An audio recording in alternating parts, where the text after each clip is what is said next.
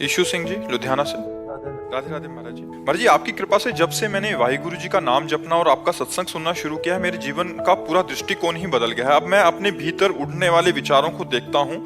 मुझे ज्ञान है कि नाम जप मुझे शुद्ध कर रहा है और नाम की कृपा से मुझे अपनी कमियों भी दिखाई देने लगी हैं, जिसकी वजह से ये प्रश्न उठा कि महाराज जी कृपया मुझे बताएं कि ये विचार मेरी सच्ची छिपी हुई वास्तविकता है जो हमेशा मेरे साथ थे, या केवल क्षणिक भ्रम है जो अब नाम के माध्यम से शुद्ध हो रहे हैं। महाराज जी, अगर हम अकाल पुरुष के संतान हैं तो हम शुद्ध से ही शुरू से ही माया की ओर क्यों आकर्षित होते हैं? उनकी क्योंकि अकाल पुरुष की ही तो माया है, किसी और की मम माया। भगवान लिखा है ना, मम माया दुरत्या, मेरी माया। तो वही जो परम पुरुष परमात्मा का अंश, ममैवांशो, मैं भगवान का अंश हूँ, तो मम माया, जैसे हम भगवान के ऐसे माया भी भगवान की है।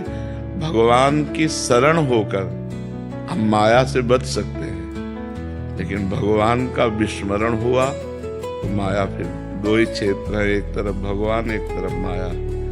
और माया का मतलब कोई रूप नहीं है उसका, कोई रूप नहीं कि ये माया ये माया। यही तो आश्चर्य है कि उसको बता के थोड़ी आती कि देखो मैं माया आ रही हूँ। फंस जाता है जी, मकड़ी के जाल में जैसे वो बुनती है, उसी में फंस जाता है। अपने आप से बुनता है, अपने आप में फंस जाता है।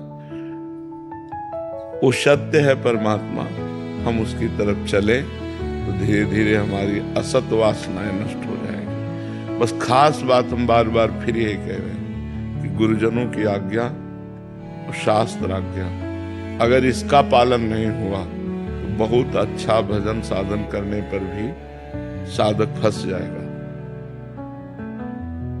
साधक फंस जाएगा। बिल्कुल किसी से मोह न करे, किसी को अपना ना माने, सबको भगवत स्वरूप माने और शास्त्र आज्ञा चले तो निकल जाएगा। नहीं, कई बार गलती संग दोष में हो जाती है, कई बार गलती ऐसे हो जाती है कि उसे हम गलती नहीं मानते, अधिक अपनापन हो जाने के कारण हमसे गलती हो जाती है।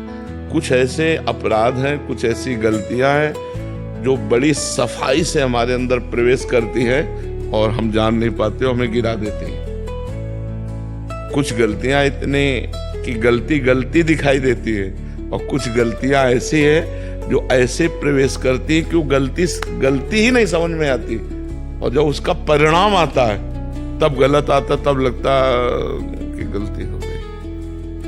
तो ये जो भगवान की दुरंत माया है, ये केवल वाहिगुरु की आज्ञा पर चलने पर, गुरुवाणी पर हम श्रवण करें, कथन करें, चिंतन करें और उसी पर चलें तो फिर माया फंसा नहीं पाएगी।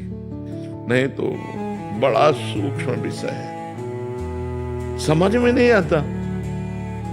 अब वो फंसते फंसते पूरा चिंतन उसी में चला गया कि ये अपने लोग हैं, जैसे मृग में, तो अपने लोग, अपनापन होते ही गया।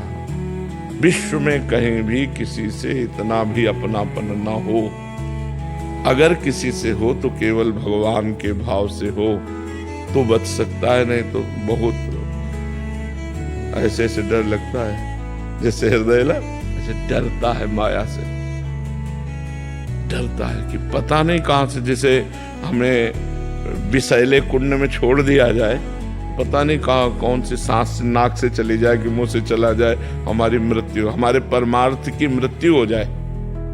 बहुत विचित्र भगवान का खेल है वो, जो बड़ी सूक्ष्मता से देखो तो समझ में आता है। अच्छा, जो परमार्थ पे नहीं चल रहे उनको कोई दिक्कत नहीं, क्योंकि गिरे पड़े वो क्या गिरेंगे, जो चल रहे हैं दिक्कत वहां है, चलने वालों में दिक्कत होती है। तो जो सत्य वस्तु का अनुभव हो नाम जप से, वो सत्य ही है, वो भ्रम नहीं है। जैसे जैसे अनुभव होता जाता है वैसे वैसे अपने स्वरूप को प्राप्त कर लेता है। पर ये कह देना कि अकाल पुरुष ने ऐसा रचा ही क्यों, ये हमारा प्रश्न नहीं होता। क्यों उसके ऊपर नहीं कहा जा सकता, उसने रचा है, अब निकले हम फंसे क्यों, ये प्रश्न बन सकता है। हम निकले, उसने रचा क्यों, ये हम नहीं कह सकते। अंदर के विचारों से कैसे लड़ा जाए महाराज जी? नाम जप के द्वारा, नाम जप के द्वारा। अगर कोई गलती हो जाएगी बड़ी, तो जब तक पाप नष्ट नहीं होगा तब तक वो विचार आपको निगेटिव दबाव डाल करके जलाता रहेगा। जब वो पाप नष्ट हो जाएगा तब पॉजिटिव विचार आ जाएगा, आप खुश हो जाओगे। और जब तक पाप नष्ट नहीं होगा तब तक वो आप भजन करने पर भी निगेटिव विचार दबा दबा कर आपको चलाता रहेगा, आपको क्लेश देता रहेगा।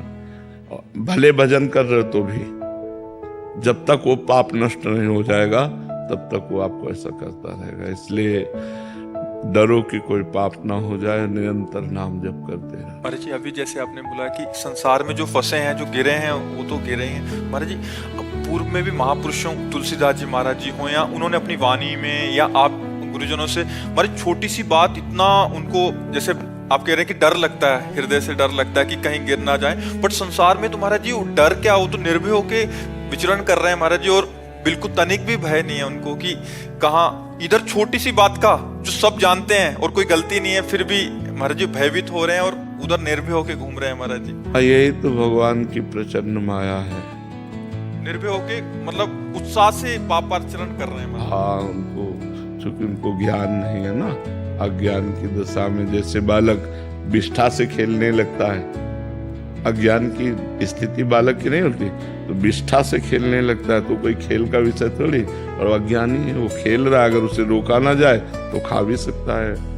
तो इसलिए जैसे जिनको भगवान की माया के द्वारा अपहृत ज्ञान है, भोगेश्वर प्रसक्ता नाम तयापहृत चेतसाम व्यवसायत्मिका बुद्धि समाधो न विधीयते, जिसकी बुद्धि का भोग और ऐश्वर्य ने अपहरण कर लिया है, उनको भगवान का भजन या भगवत प्राप्ति करना ऐसी वृत्ति ही नहीं होती। समाधो न विधीयते, वो परमात्मा को प्राप्त करने का लक्ष्य नहीं बना सकते जिनका भोग और ऐश्वर्य ने ज्ञान अपहरण कर लिया है। भोगेश्वर प्रसक्ता नाम तयापहृत चेतसाम, जो ज्ञान रूपी चेतना है उसका अपहरण कर लिया, तो अज्ञानी जीव इसी में मस्त रहता है। भोजन, रुपया, पैसा, खान पान, इसी में सुख का अनुभव करके वो बड़ा चैन पूर्वक जीवन समझ रहा है हमारा व्यतीत हो रहा है, और वो व्यर्थ जीवन व्यतीत हो रहा है, वो व्यर्थ जा